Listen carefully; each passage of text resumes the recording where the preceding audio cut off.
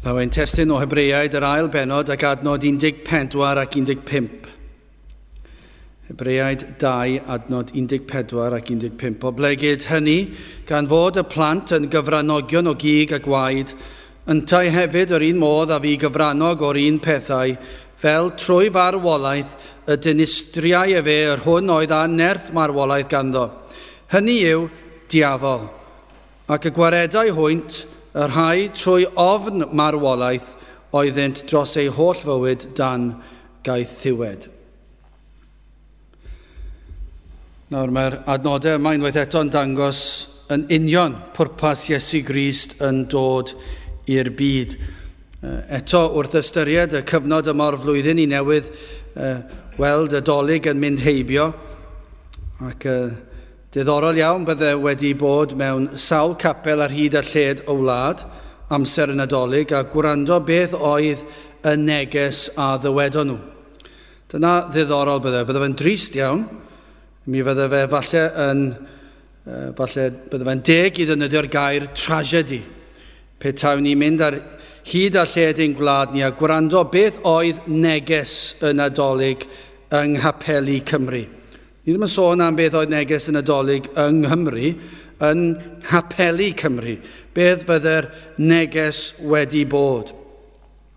Beth fydde'r pwrpas genedigaeth Crist? Bydde fe'n drist iawn I glywed beth fydde y gwahanol ddamcaniaethau. Ond yn hyn sydd siŵr o fod yn wir, pe tawn ni'n gofyn yn gyffredinol ar hyd a lled y wlad ar y strydoedd, ond hefyd yn y capeli, yr hyn byddech chi'n dod ar ei traws yw byddai'r mwyafrif o pobl ddim yn meddwl rhyw lawer. Faint o bobl sydd yn meddwl llawer heddiw? Hynny yw gwir meddwl rhyw broblem ac yn ei ddatrys e. Ac yn meddwl am rhywbeth dwys ac yn treulio amser drosto. Faint o bobl sydd yn meddwl felly? Wrth gwrs mae pawb yn meddwl, ond faint o bobl sydd wir yn meddwl am pethau dwys bywyd? Sicr, dyw pobl ddim yn meddwl am y pethau pwysica y bywyd rhyw lawer heddi. Pe tawn ni'n gofyn nhw beth yw pwrpas bywyd, ateb mwyafrif o bobl fydde hyn, wel, dwi ddim yn gwybod. Does dim llawer o ots da fi beth yw pwrpas bywyd. Dwi yma a dwi'n mynd I wneud y mwyaf o bob cyfle. Siwr o fod, rhywbeth lawr y trywydd yna fydde fe. Pe ta chi'n mynd chydig bach yn ddyfnach, bydde rhain dweud, wel, damwain yw'r cyfan, ac felly does dim pwrpas arbennig, gan mai damwain oedd y byd wedi ei greu yn y lle cyntaf, gan mai damwain oedd e. Yna does dim pwrpas arbennig, ac felly mae lan I ni wneud y mwyaf o bob un peth sydd yn dod ar ein traws ni. Felly gwneud y gorau o'r cyfle. Falle dyna'r lefel y meddwl sydd yn mynd tu nôl y cwestiwn beth yw pwrpas y bywyd. Yn sicr fi ddim llawer o ymchwilio'n digwydd, achos y mwyaf o ymchwilio I weld beth yw pwrpas bywyd, yn sicr fydd yn cynyddu at fwy o aniddigrwydd ac ansicrwydd, ac felly hapusach yw anwybyddu'r materion yma. Felly meddwl am bethau eraill, falle rhyw broblem mathemategol, neu ffisegol, neu cemegol, neu beth bynnag yw e. Falle bydden nhw'n meddwl am bethau felly, ond bydden nhw ddim yn meddwl am wir pethau bywyd. Bydych chi'n gofyn pam dath Iesu Grist yr ateb, siwr o fod fydde, wel, siampl dda I ni. Mae'n dysgu ni am foesau, mae'n dysgu ni am aberth, mae'n dysgu ni sydd I rannu, mae'n dysgu ni am faddeiant, yr oedd yn ddyn da, ac felly dyna pam dath Crist i'r byd, fe ddath ei ddysgu'r pethau hynny ni. Maen nhw'n cymryd falle agweddau o'i weinidogaeth a'i fywyd ac yn penderfynu mai dyna pam y dath e. Hynny yw os I ni'n darllen rhywbeth am fywyd Crist sydd yn dweud bod Iesu Grist wedi rhannu fel y porthu'r 5,000 fy neges yma'r athrawon yn y colegau a'r ysgolion siwr o fod yn dysgu o wyrth oedd rhannu eiddo. Ac felly yn dda yn gofalu am bobl eraill. Dyna yn ôl nhw yw'r wyrth. Ac felly dyna pam dath Crist, mwyn dangos I bobl sut dylsen nhw fyw. Ond nid dyna pam dath Crist. Wrth gwrs, mae yn dangos I ni sut I fyw. Ond mae'n dangos I ni fedrwn ni byth byw felly. Dyna yw'r neges. Neges Iesu Grist yn dod i'r byd yw, mae'n dangos I ni fedrwn ni byth byw fel Iesu Grist yn ein erthyn hunan. Mae'n amhosibl. Ond unwaith eto, ych chi'n gweld adnod fel hon, licen i wybod beth yw'r, wel i ddweud gwir na, fyswn i ddim yn licio gwybod beth yw'r dehongliad pregethwyr ar hyd a lled o wlad. Fyswn i ddim eisiau falle gwastraffu amser yn gwrando ar beth yw eu dehongliad nhw o'r adnod yma. Fel mwyafrif o adnodau. Mae'r dehongliad yn hyfryd fan hyn. Dyma i chi pam dath Crist i'r byd. Na i ddarllen eto. O blegyd hynny, gan fod y plant yn gyfranogion o gig a gwaed, yntai, Crist hefyd, yr un modd a fi gyfrannog o'r un pethau, sef cig a gwaed, fe ddath i fod yn ddyn, fel trwy farwolaeth y dinistriau fe yr hwn oedd a nerth marwolaeth ganddo, hynny yw diafol. Ac y gwaredau hwynt, yr rhai trwy ofn marwolaeth, oeddynt dros ei holl fywyd dan gaeth ddiwed. Dyna pam dath Iesu Grist i'r byd. Does dim sôn fydda am y siampl a dysgu chi, mae rhannu ac yn y blaen, mae hynny'n dod, mae law, ond dim dyna yw'r prif bwrpas iddo ddod. Fe ddath Iesu Grist i ddinistrio'r diafol a'n gwaredu o ofn marwolaeth. Dyna pam dath e. Mae yna adnodau eraill yn dweud am pethau eraill yn achub ni ac yn y blaen. Ond un reswm arall fan hyn, pam dath Crist? Faint o lefydd dros y dolyg yma a ddywedodd hynny? Faint o lefydd ar hyd a lled Cymru yn ystod ei gwasanaethau carolau a'i oedfa nadolig, falle noson cyn neu yn gynnar yn y bore neu beth bynnag, faint oedd wedi dweud ei fod e wedi ddod i ddinistrio Satan a'n gwaredu ni, ein hachub ni o ofn marwolaeth. Ond dyna pam dath e. Dyna oedd pwrpas ei enedigaethau. Gafodd ei eni mwyn marw. Wel, yn gyntaf hoffwn ni edrych ar nerth y diafol, yna ofn marwolaeth ac yna'n olaf nerth Crist. Wel, nerth y diafol, mae'n dweud fan hyn, adnod 14, yn yr ail rhan o adnod 14, fel trwy farwolaeth, y dinistriau e fe, yr hwn, oedd a nerth marwolaeth ganddo, hynny yw diafol. Felly mae'r adnod yn dweud bod gan Satan, bod gan y diafol, nerth marwolaeth. Ac bod Iesu Grist wedi dod i ddinistrio yr un yma sydd gyda nerth marwolaeth, sef y diafol. Mae Crist wedi dod i'w ddinistrio e. Nawr mae gall rai feddwl, gan nad yw Satan yn holl a lluog, yna does dim angen pryderu am yr un drwg. Ond mae rhaid i ni dal cofio hyn, fod y diafol yn andros o bwerus. Nes iddo syrthio o ogoniant, Dinistr yn unig sydd yn ei galon. I ni'n gweld ôl gwaith Satan drwyddi draw. Ewch i unrhyw stryd yng Nghaerdydd ac fe welwch chi ôl gwaith ei lawe. Ewch i ganol y ddinas a be welwch chi? Gwaith y diafol. Mae ei ddylanwad yn anferthol. Nid yn unig yma yng Nghaerdydd. Ewch i unrhyw ddinas yng Nghymru ac fe ddewch chi ar draws. Ewch i unrhyw pentre, unrhyw dref, unrhyw fwthyn bach ar ben unan, fe welwch chi ôl gwaith Satan. Ewch chi unrhyw rhan o'r byd, ewch chi drws nesau Loegr neu'r Alban i Werddon, ewch dros y môr i Ffrainc, ewch chi unrhyw rhan, ewch chi Asia, ewch chi Africa, ewch chi unrhyw le, ac fe welwch chi gwaith Satan. Mae'n andros o bwerus, ac Dinistr yn unig sydd yn ei galon e.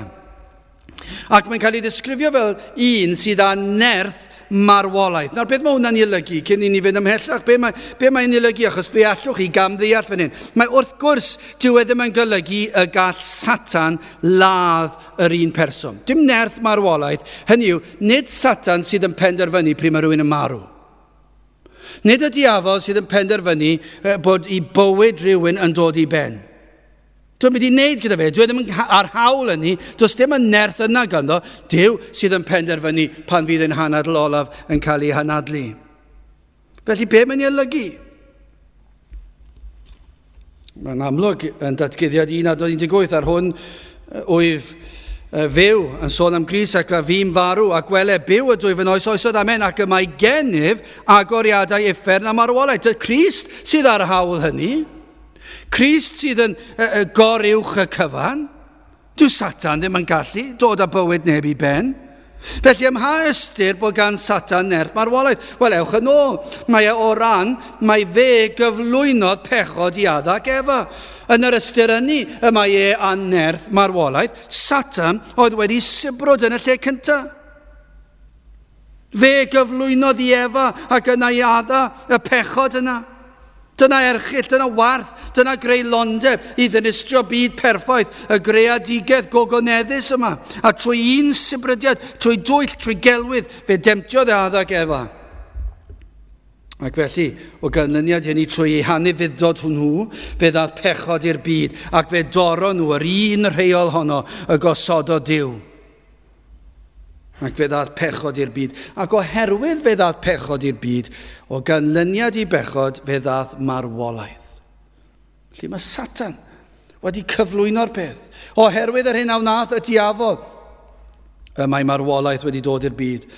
Rhufeiniaid 5:12. Am hynny megis trwy un dyn y daeth pechod i'r byd, a marwolaeth trwy bechod. Ac felly yr aeth marwolaeth ar bob dyn, yn gymaint a phechu o bawb. Mae wedi achosi marwolaeth. Mae Satan wedi achosi marwolaeth corfforol. Hynny yw, fe ddaw cyfnod yn ein bywydau ni ar y ddaear, fe ddaw ein cyfnod ni ar y ddaear i ben. Does neb yn gallu osgoi hyn.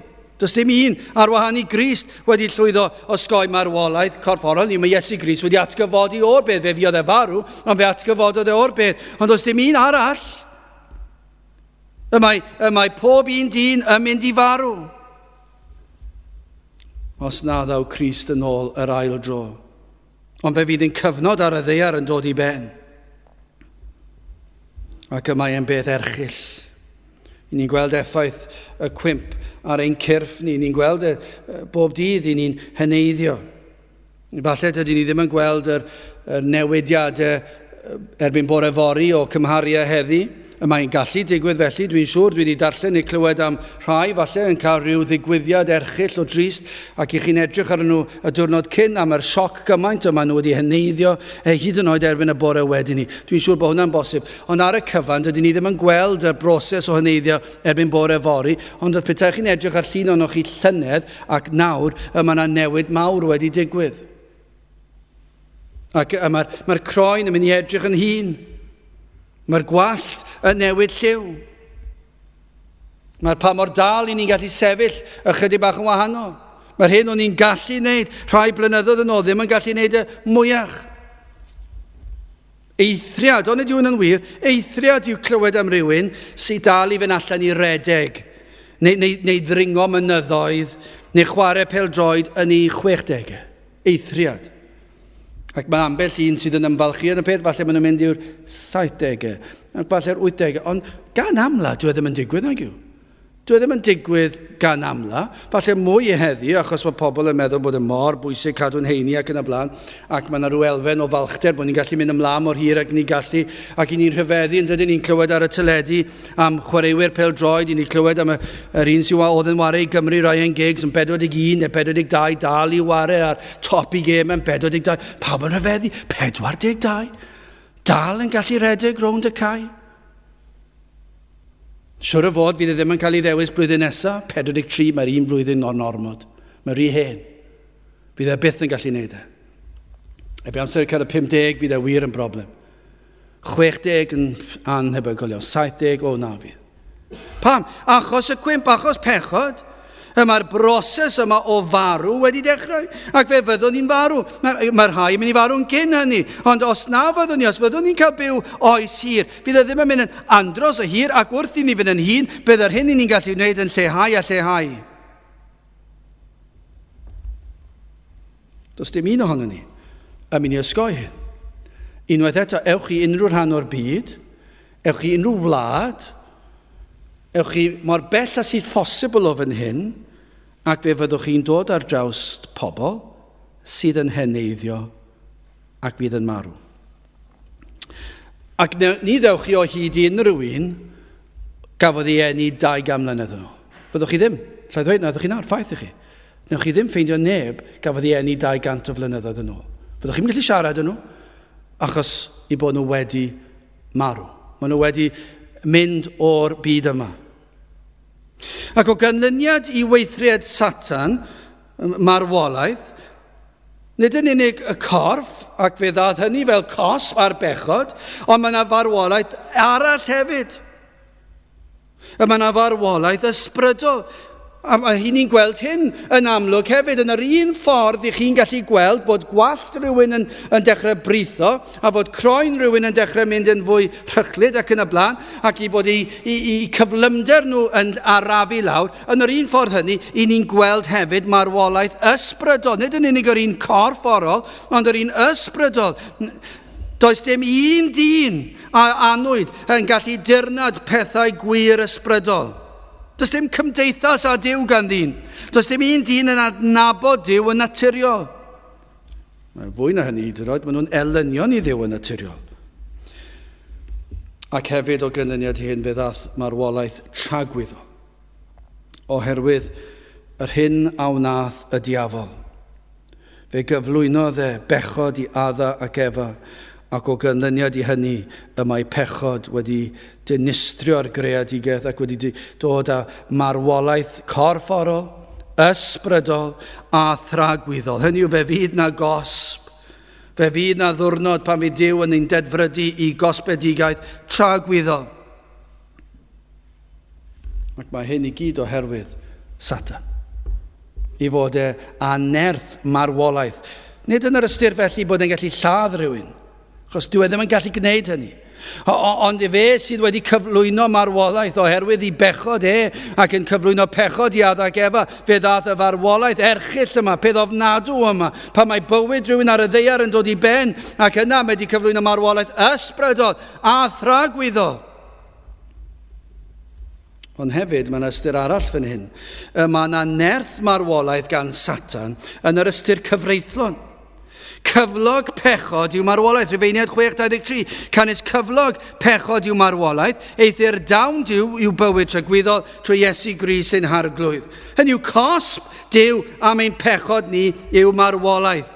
Hynny yw mae rhaid i Dduw gosbi pechod. Mae yna gyfraith, ac os ych chi'n torri'r gyfraith, mae yna gosb. Ac felly, yn yr ystyr ysbrydol yma, mae Duw wedi rhoi cyfraith i ni, ac i ni wedi torri'r gyfraith, ac felly mae Duw yn mynd i gosbi. Felly mae gan Satan yr hawl a nerth marwolaeth trwy'r gyfraith. Mae'n gallu honi'r gyfraith. Rhaid i ni farw, rhaid cael cosb o farwolaeth oherwydd yr hyn i ni a'r hyn i ni yn ei wneud. Ac mae Satan yn gallu hawlio hyn. I ddweud y gwir, mae'n gallu mynnu hyn.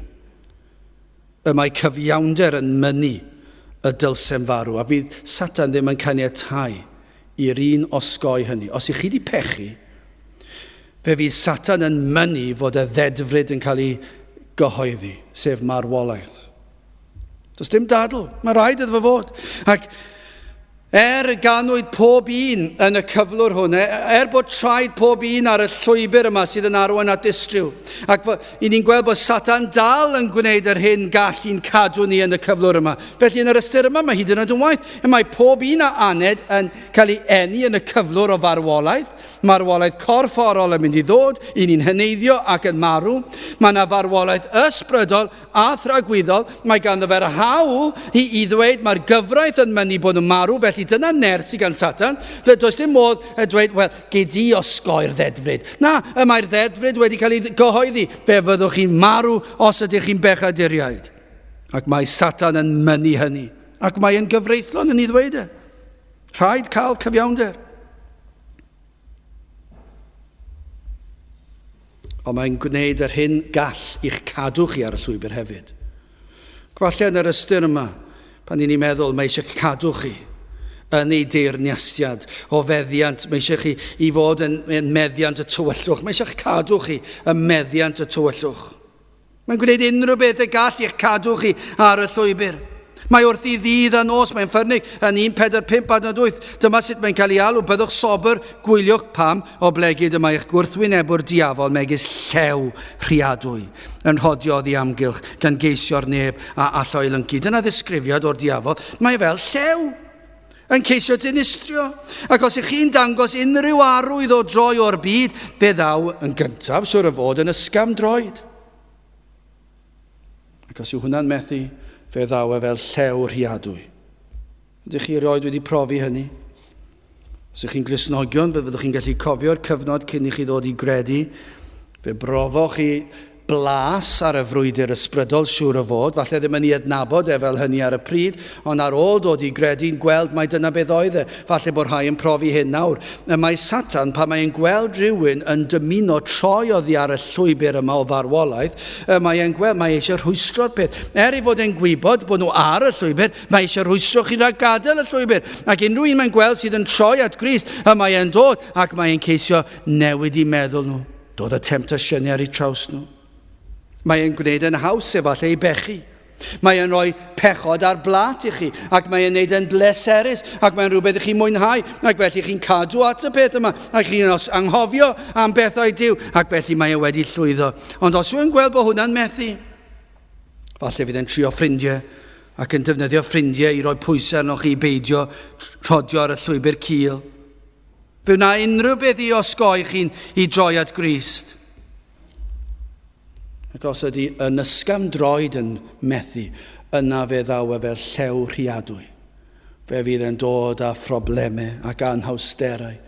Fe fydd yn dod â digalondyd, fydd yn dod pob math o bethau mewn ar eich traws chi. Ac fe fydd yn cyhyddo, fydd yn dweud, wel, dyma beth mae Cristnogaeth yn ei wneud, mae'n gwneud mwy o broblemau. Ac fe fydd yn gwneud pob math o bethau i chrwystro chi. Mae yna rai wedi tystio i'r ffaith, wedi penderfynu dod. Chi'n meddwl falle am ein noson gyrole ni, pa mae fwy o duedd i bobl i ddod i oedfa fel honno, ac yn anffodus ddim yn fodlon falle dod i wrando ar bregethu fel hon, ond i ni'n gweddio bydd yr ysbryd yn dod yn mewn rhyw ddydd, ond falle i noson mewn gyrole, ond sawl gwaith i ni'n cael bob blwyddyn, ac mae'n wir, mae pobl yn dweud, doedden ni ddim yn gallu dod, ond ni'n bwriadu dod, ond fe ddaeth hwn ar yn hawsi.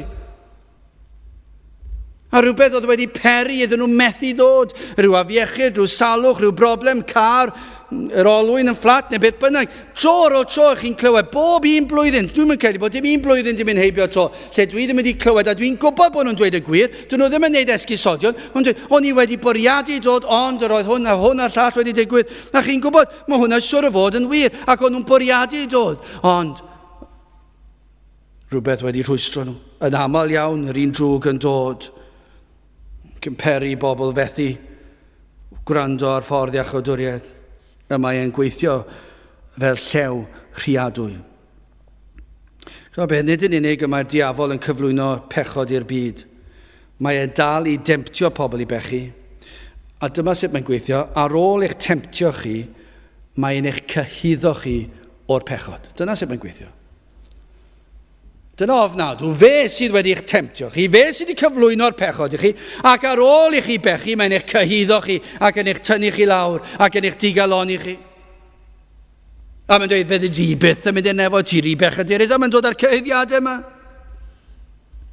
Ac yna mae'n brawychu chi gyda'r ddedfryd, a mae'n gwneud unrhyw beth i peri chi troi cefn ar y pethau.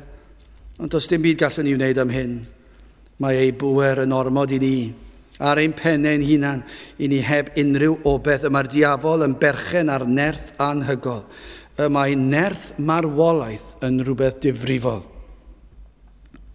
A mae'r sefyllfa ni'n ei wynebu yn erchill, mae'n drychinebus. Mae'r ddedfryd yn ofnadw. Yr hyn i ni'n ei wynebu, i ni'n byw nawr, achos i ni'n heneiddio. Os oes unrhyw un yn meddwl, nad oes na ddedfryd o farwolaeth, yna edrychwch yn y drych. Mi rydw i'n brawf o hynny. Ychydig o flynyddoedd yn ôl, yr oedd yn ngwallt i yn ddi. Nawr, mae e'n chydig bach llai di. Mae e'n fwy gwyn nag yw yn ddi. Nawr, mae hwnna'n brawf i chi am farwolaeth. Mae'r corff yma yn heneiddio. A fydd e ddim byw llawer hirach. Mae'n brawf bob dydd bod na ddedfryd. Ac mae'n ddedfryd ofnadw. Ond chi'n gwybod beth, mae'n ddedfryd gwbl deg a chyfiawn. Does dim byd anheg amdano fe. Does dim un person gall wir ddweud, dyw hwn ddim yn deg. Os ydych chi'n onest am y ffordd i chi wedi byw ac wedi meddwl, yna fe fydd yr rhaid i chi ddweud y mae'r ddedfryd yn gwbl deg. Wel, yn ail, beth am ofn marwolaeth? O blegyd hynny gan fod y plant yn gyfranogion o gig a gwaed, yntau hefyd yr un modd a fi gyfrannog o'r un pethau, fel trwy farwolaeth y dinistriau i fe yr hwn oedd a nerth marwolaeth ganddo, hynny yw diafol. Ac y gwaredau hwynt y rhai trwy ofn marwolaeth oeddynt dros ei holl fywyd dan gaethiwed. Nawr petai pawb yn onest yma heddi, mi fydden nhw'n cyfaddef hyn. Mi fyddech chi'n cyfaddef eich bod chi'n ofni marwolaeth. A mi fyddech chi'n cyfaddef eich bod hyd yn oed, bod marwolaeth hyd yn oed yn eich caethiwo chi. Mi fyddech chi, petai chi'n onest. Mi fyddech chi'n cael, petai chi'n mynd allan i'r stryd, a mi fyddech chi'n ffeindio rhai. Dwi bwtio'n rhyfeddu pan yn gwylio rhaglen am pobl yn sgio, wel, meddwl am yr un enwog na nawr wedi cael ei ddamwain erchill na. Ac ond chi'n gweld pobl sydd yn neidio oddi ar mynyddoedd, ar ei pethau sgio nhw, ac maen nhw'n hedfan trwy'r awyr ac yn glanio lawr fan hyn. Ac neu'n neidio bant o mynydd gyda'r parasiwt neu beth bynnag ar eu cefn nhw, ac dyn nhw ddim yn agor y parasiwt nes bod nhw bron yn taro llawr, ac wedyn maen nhw'n hedfan trwy'r awyr heb unrhyw gymorth ac yna'n agor y parasiwt. Maen nhw'n dweud y chwaraeon peryglus yma. Na, dwi'n gwybod beth yw'r ystadegol, faint o'r reina sydd yn marw yn ifanc. Dwi'n yn gwybod, ond mae'n siŵr fod nifer fawr ohonyn nhw. Licen i siarad ar rai nhw, achos licen i wybod, maen nhw'n gwneud y pethau yma, ond maen nhw'n gwybod mae yna bosibilrwydd real iawn y bydd yna ddamwain ofnadw yn digwydd ac fe fydden nhw'n marw. A licen i wybod, odyn nhw yn cyfadde bod nhw'n ofni marwolaeth. Falle bod balchder nhw gymaint bod nhw eisiau gallu dweud dwi ddim yn ofni marwolaeth. Ac dwi eisiau bobl i edrych arno fi, falle wrthyn nhw fynd nôl i'r siale neu beth bynnag, a maen nhw'n mynd i'r lle mae'r bar falle, ac maen nhw gyd yn cwrddau gyda'i gilydd yn ei siacedi eira, ac maen nhw'n tynnu'r siaced bant, a maen nhw'n gwisgo i crysau tŷ, beth bynnag yn dweud, dyma beth dwi wedi wneud, a maen nhw'n ymfalchio, drychwch arno fi, dwi'n un o'r ein sydd wedi gwneud y chwaraeon peryglus yma, a dwi wedi gallu neidio oddi ar mynydd a wedi glanio, ond i bron na marw, a dangos y pwythi fel fan hyn ac yn y blaen, a maen nhw'n dweud, edrychwch arno fi, does dim ofn marwolaeth gen i. Ond falle bod ni balchder nhw gymaint yn cuddio'r ffaith bod nhw'n ofni. Achos petai nhw'n dweud y gwir, rhywle yn bell iawn yn ei meddyliau nhw yma na ofn. Dyn nhw ddim eisiau marw. Chi'n clywed am y rhai, mae'r stormydd wedi bod nawr yn ddiweddar. Clywed am rhai sy'n mynd i syrffio yn y môr, lle mae'r tonau wedi bod troedfeddu i'r awyr. A maen nhw wedi bod yn mynd i chwilio am y tonau mawr yma. Y tebygrwydd yw, fyddwch chi'n marw os newch chi na. Ond, beth yw'r ofn yma? Oes ofn gyda nhw marw? Os nad os, ddim yn nhw'n ffyliaid, ond dwi'n credu bod ofn nhw, ond falle bod i balchder nhw gymaint. Ydych chi'n ofni marwolaeth? Ond siwr o fod, achos mae'r ysgrythyr yn dweud wrthyn ni, ein bod wedi'n caethiwo gan ofn marwolaeth. 1 Corinthiaid 15:56, colin angau yw pechod. Mae'n brifo, sting, a grym pechod yw'r gyfraith. Mae angau yn ofnadw, mae yn boenus, daw a diwedd i'n bywyd. Ond ydyw yn drist yn yr oes i ni'n byw ynddi, lle mae ngladdau'n digwydd, ac mae pobl yn dweud mae rhyw ddathliad o fywyd yw e. Yn hytrach na bod nhw'n dweud, dyma i chi dristwch, mae bywyd wedi dod i ben, ac wedi camu dragwyddoldeb, ac nhw'n gweld dyma yw be mae pechod wedi peri, fod marwolaeth wedi dod i'r byd, ond mae yna rhyw bartio mawr yn mynd ymlaen yn y byd heddi. Pam? Achos maen nhw'n siaredig i ffwrdd o ofn marwolaeth. Mae marwolaeth yn dod y diwedd i fywyd, lle nad ydyn ni mwyach ar y ddaear. Mae'n dod y diwedd ar bopeth sydd yn gyfarwydd i ni. Wrth feddwl am farw daw ofn y boen corfforol efallai, ofn y tywyllwch meddwl, yr ansicrwydd yr hyn i ni yn ei wynebu, pan fydd ein llyged yn cael, dyna'r ansicrwydd, dyna'r ofn marwolaeth. Rhaid bod na ofn yna, petai pawb yn onest. Falle hefyd yn ofni'r unigrwydd y broses. Hyd yn oed, os yn marw ar yr un pryd a nifer, chi'n bod, sawl gwaith mae yna llawer o bobl yn marw ar yr un pryd, ar faes y gad, mewn rhyw ryfeloedd, Falle bod yna nifer mewn tanc neu nifer mewn llong a mae yna fom yn ffrwydro. Mae falle 50, 60, 70 o ddynion wedi cael eu lladd ar yr union rhywun pryd. Neu falle mae'n damwain car. Falle bod 4 neu 5 i chi'n clywed am tragediau fel hyn yn digwydd. 5 mewn car. Ac mae yna ddamwain yn digwydd ac maen nhw gyd wedi marw ar yr un pryd. Ond gallai fe fod mewn stafell unigol. Chi'n gwybod beth, pa bynnag un. Mae e bob tro yn broses unigol. Ni fydd yn anadlu yr anadl olaf. Ni sydd yn camu o fyd amser i fyd tragwyddoldeb. Felly os ych chi'n marw o fewn tor fawr o bobl ar yr union yr un pryd, yn ddiweddar roedd yna rhyw raglen yn sôn am yr adeiladau tal yna yn America, a'r awyren yn mynd mewn, ac ych chi'n gweld yr eiliad syrthiodd yr adeilad lawr. Na roedd rhai wedi marw cyn wrth i'r awyren mynd mewn. Ond yr eiliad syrthiodd yr adeilad lawr. Yna fuodd nifer, miloedd sy'n fod, farw ar yr union rhywun pryd. Ond chi'n gwybod beth, oedd pob un farwolaeth yn unigol. Fe anadlodd pob unigolyn ei hanadl olaf ar ei pen ei hun. Ac fe nath pob un gamu o amser, a hanner eiliad o amser i dragwyddoldeb ar ei pen ei hun. Yn yr un ffordd wedyn ni wythnos diwetha, i ni'n sefyll yn unigol yn y farn, i ni hefyd yn croesi'r afon yn unigol, i ni'n croesi o fywyd i farwolaeth. A mae marwolaeth yn ddrws i dragwyddoldeb, ac i ni'n gwneud hyn ar ein pennau ein hunan. Mae marwolaeth yn rhywbeth yr ofnwn, oherwydd yr ansicrwydd ar hyn a ddaw wedyn. Faint o'n chi sydd wedi marw o'r blaen? Dim un ohonoch chi. Ni ddim wedi wneud o'r blaen. I ni'n nabod pobl sydd wedi, ond ydw i ddim wedi marw o'r blaen. Ac felly gan nad ydw i wedi o'r blaen, mae e'n rhywbeth brawychus.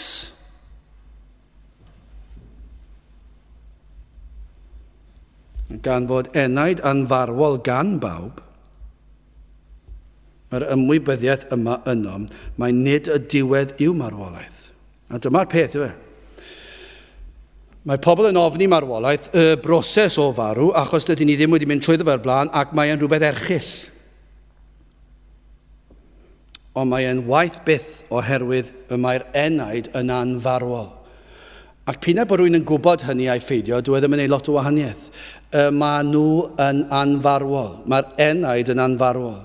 Ac felly mae yna rhywbeth yn isymwybod pob un sydd yn gwybod fyddai ddim yn marw pan fydd y corff yn marw.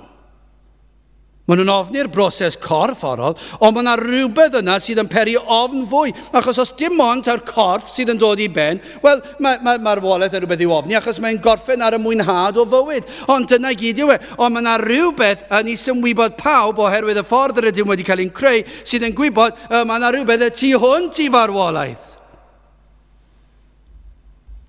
Dyw e ddim yn ddiwedd ar ein bodolaeth. Ac mae'r ymwybyddiaeth yma yn peri ofn. Fe ddylse fe. Mae'n beth ofnadw. Mae'n rhywbeth sy'n peri dychryn. Ac os nad ydych chi yn ei ofni fe, mae yna rhywbeth mawr o'i le. Neu mae'ch balchder chi gymaint, chi eisiau dangos i pawb pa mor ddewr i chi, a pa mor wirion i chi, a chi eisiau cael yr enw o fod yr un sydd yn ddi-ofn. Fe na i unrhyw beth. Ond beth chi'n onest, byddwch chi'n cyfaddau, dydych chi ddim eisiau marw. Ac hefyd, ti'n ôl y cyfan y mae ofn y farn.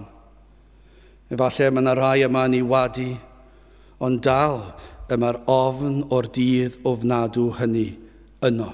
Chi'n gwadu'r peth bod yna farn, ond i chi'n ofni'r farn. Dwi'n mynd i synwyr nag i. I chi yn swyddogol yn dweud ydych chi ddim yn credu byd na farn, ond mae yna gymaint o ofn marwolaeth arnoch chi, achos chi'n gwybod mae'n arwain at y farn.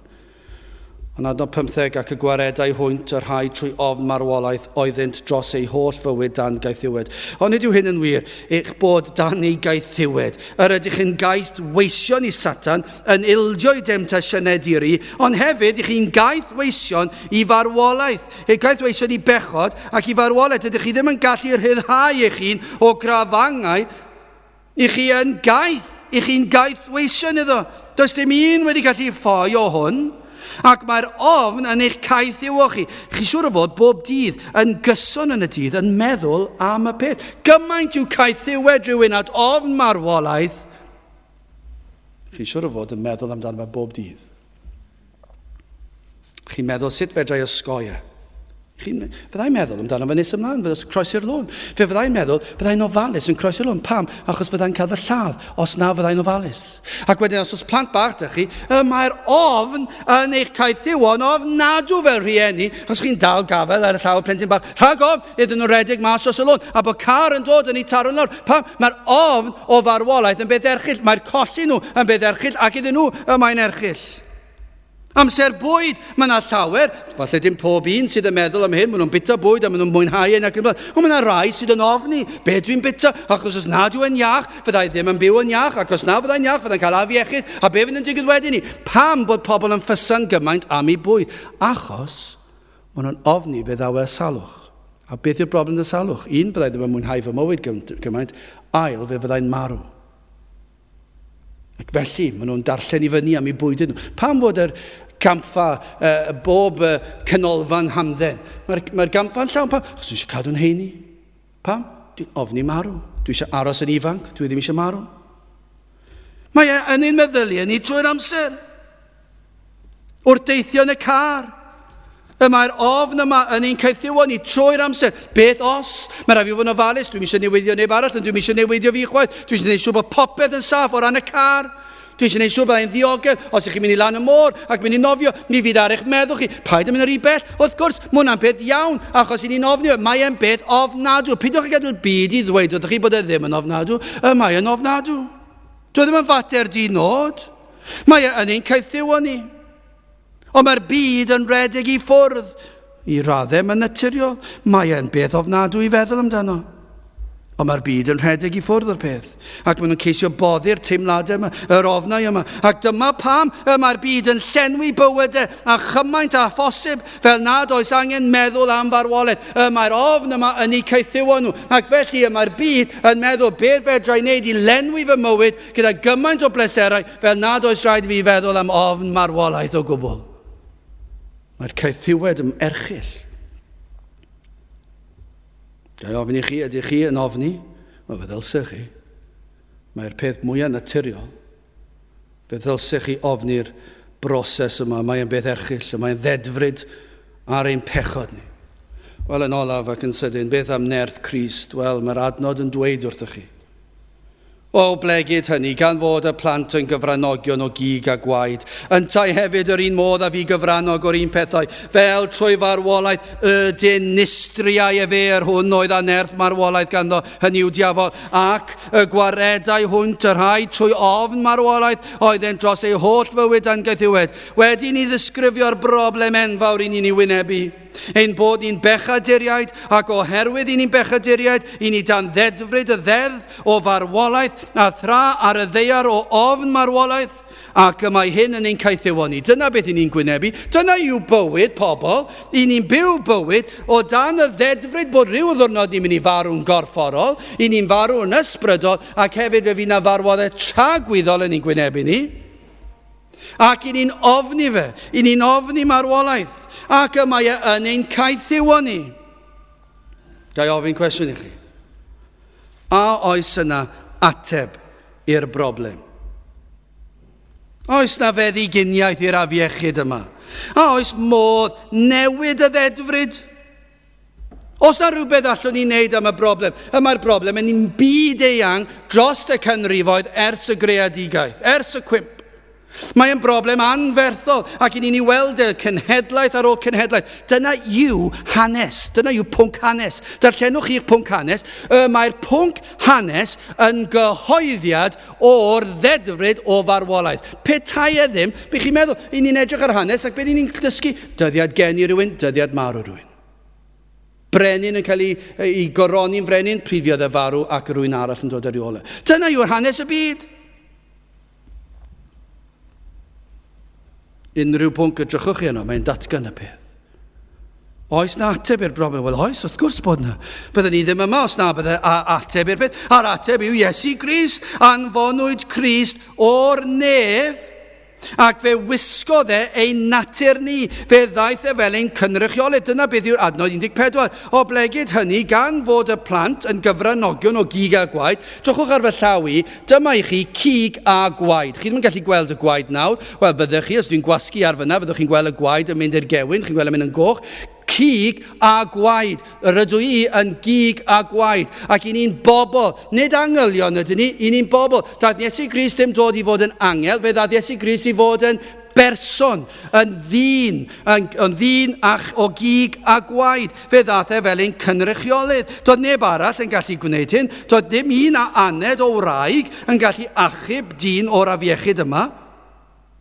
Rhaid oedd i Iesu Grist mab Duw ddod. Un oedd yn gwbl ddi-bechod, yr un sanctaidd. A rhaid oedd iddo wisgo cig a gwaed fel ni mwyn ein cynrychioli ni. Rhaid. Os oedd angen ateb i'r broblem, rhaid oedd cael dyn oedd yn gig a gwaed fel ni, ac dyna yw'r ymgnawdoliad. Dyna pam daeth Iesu Grist i'r ddiad, achos rhaid oedd iddo fod yn ddyn. A dim ond un oedd yn gallu gwneud hyn, mab Duw. Dim ond un sydd yn gallu byw yn berffaith, ac fe gymerodd ein natur ni, a'i holl wendidau a'i gyfyngiadau, ond eto cofiwch yn ddi-bechod. Chi'n cofio'r wyrth, yr enedigeth gwirthiol gyda Mair? Nid genedigaeth fel chi a fi, roedd yr ysbryd glân wedi dod arni. Ac felly, mae e'n ddi-bechod, ond mae e'n gig a gwaed. Ni lygrwyd Crist gan bechod, ac fe gyflawnodd e yn ei fywyd e. Y ddeddf yn gyflawn, yn llwyr, pob llythyren o'r ddeddf, yn ein lle, ein mwyn. Dyma'r broblem, y mae pechod yn broblem. Y mae Duw yn edrych arno ni ac yn dweud, mae rhaid cael cosb ar bechod. Ond fe daeth Iesu Grist ac fe fuodd e fyw bywyd perffaith yn ein lle ni. Rhywbeth na allwn ni wneud. Ac oherwydd ei methiant ni, y mae'r ddedfryd o farwolaeth. Corfforol, ysbrydol a thragwyddol. Ond chymod beth, fe ddaeth Crist. Ac fe gyflawno'r hyn oedd yn angenrheidiol mwyn ein rhyddhau o gaethiwed pechod a Satan. Fe dinistriodd e Satan. Daeth mwyn dinistrio'r diafol, yr un sydd â nerth marwolaeth. Mae Crist wedi ei ddinistrio. Nid yw yn diddymu'r person y diafol, ond mae e'n ei wneud yn ddinerth, yn 1 Timotheus 1:15. Gwir yw'r gair ac yn heiddi pob derbyniad, dyfod Crist Iesu i'r byd i gadw pechaduriaid o barau pennaf y dwy fi. Fe wnaeth e hyn drwy ddinistrio Satan, fe goncrodd e Satan. Trwy fywyd Crist, a'i farwolaeth fuddugoliaethus. Dyna beth nath e. Fe goncrodd e Satan a marwolaeth wrth fyw bywyd perffaith a chyflawni'r ddeddf. Felly pa mae'r gyfraith yn mynnu marwolaeth ac yn mynnu perfeithrwydd, mae Iesu Grist yn dweud, dwi wedi dod ac yn cynrychioli'r bobl yma, dwi wedi byw y bywyd yn ei lle nhw. Ond pa mae'r gyfraith yn dweud, rhaid cael cosb, a mae Crist yn dweud, ond dwi wedi cymryd y gosb am bob un o fy mhobl i ar y groes. Fe gymeres i'r gosb, a mae Duw y Tad wedi tywallt ei ddigofaint arno fi, ac mae Crist wedi cymryd ac wedi talu'r pris yn llawn. Mae'r ddeddf yn mynnu gwaed, yn mynnu marwolaeth, ond fe gymerodd Crist y cyfan arno ei fei hun ar y groes. A ni all ddod ag un cyhyddiad ger ein bron. Mae Satan yn elyn sydd wedi ei goncro. A mae Crist wedi concro Satan yn ei fywyd, yn ei farwolaeth ac yn ei atgyfodiad. Yn 1 Corinthiaid 15, adnod 55 ymlaen, ydy hwn yn wir, o angau, pa le mae dy golyn, o uffern, pa le mae dy fuddugoliaeth. Colin angau yw pechod a grym pechod yw'r gyfraith, ond i Dduw y byddor diolch, yr hwn sydd yn rhoddi i ni fuddugoliaeth trwy ein harglwydd Iesu Grist. I Dduw y byddor diolch ein bod ni yn fuddugoliaethus. Sut? I fe trwy bod yn dda. I fe trwy mynd i'r capel a darllen y Beibl a canu emynau. I fe trwy bod yn garedig i'n cymdogion. Na, dim byd o'r fath. Dim dyna sut i ni gallu datrys problem o'r anferthol a dedfryd o farwolaeth. Yr unig ffordd ni gallu datrys y broblem o'r ddedfryd o farwolaeth yw trwy Iesu Grist. Ac i Dduw y byddor diolch, yr hwn sydd yn rhoddi i ni y fuddugoliaeth, sut trwy ein harglwydd Iesu Grist. Dyna i chi safle o gadernid, buddugoliaeth. Y mae Crist wedi ennill y frwydr ac mae wedi darparu popeth ar ein cyfer ni. Mae wedi delio am marwolaeth, mae wedi delio am marwolaeth ysbrydol a thragwyddol, mae wedi talu'r pris am ein rhyddhad. Mae wedi tynnu'r ofn i'r ffwrdd. Y mae Cristion yn un sydd yn gallu gwynebu bywyd a marwolaeth. Ac yn profi'r ansicrwydd o wynebu rhywbeth newydd wrth farw, Dydyn ni ddim yn dweud mae marwolaeth dal yn beth erchyll yn diwedd. Mae'n rhywbeth brawychus. Ond mae'n wahanol i'r Cristion. Mae'r Cristion dal yn mynd i fod yn bryderus, achos dwi'n mynd i bod fyna'r blaen, ond mae yna wahaniaeth nawr. Mae Crist wedi talu'r pris. Ac mae'r ofn erchyll na wedi cael ei chymryd i ffwrdd. Mae'r ofn naturiol falle dal yn mynd i fod yna. Ond yna mae'r arglwydd yn agosau atyn nhw ac yn ei nerthu nhw. Ac fe allwn bwyso'n llwyr ar ei waredwr i ddweud, y mae Crist wedi talu'r pris i mi, ac y mae e'n fy nghysuro ac yn fy helpu trwy'r cyfnod. Ac y mae'n ymddiried yn heiddiannau Crist yn unig. Dim syndod o angau pa le mae dy golyn, o uffern pa le y mae dy fuddugoliaeth. Pam felly, fod na rai ohonoch chi dal i fyny aros dan gaethiwed ofn, Satan a phechod. Pam i chi dal y byw bywyd o ofn a'r caethiwed erchyll yna. O na fyddwch chi'n dod at Grist, yr un sydd wedi concro Satan, yr un sydd wedi dinistrio Satan. Mae Iesu Grist wedi dinistrio Satan. Fe ddath i ddinistrio Satan. Dyna pam y dath ac mae wedi dod i'ch gwaredu chi o ofn, marwolaeth a caethiwed. Wedi dewch at Grist. Dewch at y groes lle fuodd concro Satan. A galwch ar Iesu Grist eich maddau chi'n llwyr. Ac eich nerthu chi gredu ac ymddiried yn ei heiddiannau ef yn unig. Dewch at Grist, ni fydd yn troi'r un i ffwrdd. Dyma pam dath i fod yn gig a gwaed. Fel trwy farwolaeth, ei farwolaeth fel trwy farwolaeth y dinistriau yr hwn oedd a nerth marwolaeth ganddo. Hynny yw diafol. Ac y gwaredau hwyd, y rhai trwy ofn marwolaeth oedd yn dros ei holl fywyd dan gaethiwed. Dewch at Grist felly, mae e wedi gwneud y cyfan i chi, dim ond dod a gofyn sydd rhaid, ac ni fydd yn troi'r un enaid i ffwrdd. Gadewch i ni weddio. Diolch i ni ti o Dduw am yr efengil sanctaidd. I ni'n diolch i ti am ymgnawdoliad Crist. Iddo ddod i'r byd yma ac iddo eni yn faban bach ac yna ddo dyfu ac iddo fel dyn iddo weinidogaethu, iddo bregethu, iddo fyw bywyd perffaith, iddo gyflawni'r ddeddf, ond yna o Dduw, iddo gymeryd ein cosb ar y groes ac yna atgyfodi yn fuddugoliaethus ar y trydydd dydd. I ni'n diolch i ti trwy hynny, iddo ddinistrio Satan ac iddo'n gwaredu o ofn marwolaeth. Tyrd felly gweithio neu'n plith. I ni'n gofyn hyn ôl trwy enw ac heiddiant ein harglwydd Iesu Grist. Amen. Dewch ni orffen ein gwasanaeth trwy ganu'r emyn 526, 526. Os gwelir fi bechadur, rhyw ddydd ar ben fy nhaith, rhyfeddol, fydd y canu a newydd fydd yr iaith yn seinio buddugoliaeth, am iachawdwriaeth lawn, heb